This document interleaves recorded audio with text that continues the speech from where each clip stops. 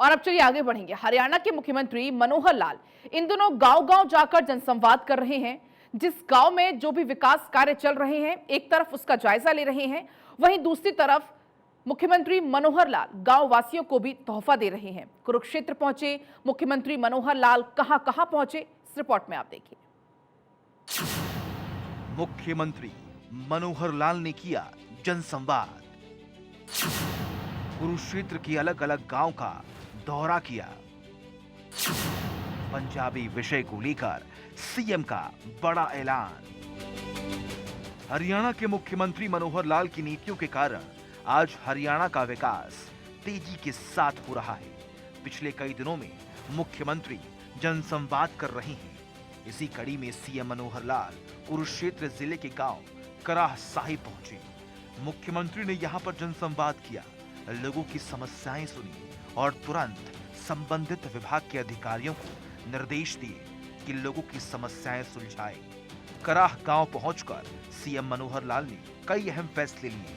चलिए सिलसिलेवार तरीके से आपको उन फैसलों की जानकारी देते हैं। कराह गांव में सीएम की बड़ी घोषणाएं। पंजाबी, पीजीटी, एचटेट पास करने वाले प्रार्थियों को सीएम ने सुना। पंजाबी विषय के शिक्षकों की कमी को जल्द पूरा किया जाएगा। शिक्षकों को पंजाबी विषय के साथ कोई अन्य दूसरा विषय पढ़ाना होगा। मुख्यमंत्री ने लोगों की शिकायतें सुनकर अधिकारियों को समाधान करने की आवश्यक दिशा निर्देश दिए। उन्होंने अपनी डिमांड्स जो लिख के दी हैं उसके ऊपर एक एक पर विचार करेंगे और हर ऐसे दौरे में अगले 1 महीने के अंदर उसकी जो डिमांड्स फिजिबल होंगी उनको देख करके और उनकी डिमांड के हिसाब से उसको हम घोषणा करेंगे, ताकि गांव के जितने भी काम हैं, खास करके वहाँ की सड़कें हैं, पानी का विषय है, तालाब के विषय हैं, स्कूलों के विषय हैं और कहीं कहीं नशे को चेक करने के लिए, रोकने के लिए भी हमको शिकायतें मिली हैं, ताकि जो ठेके खुलते हैं गांव के बीच में ना खुलें, दूर खुलें।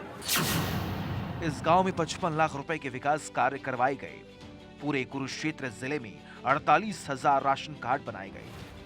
गांव कराह साहिब में 470 राशन कार्ड बनाए गए।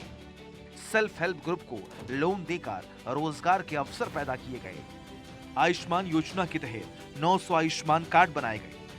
कार्ड के तहत 69 लोगों का 13,17,000 रुपए बचा है।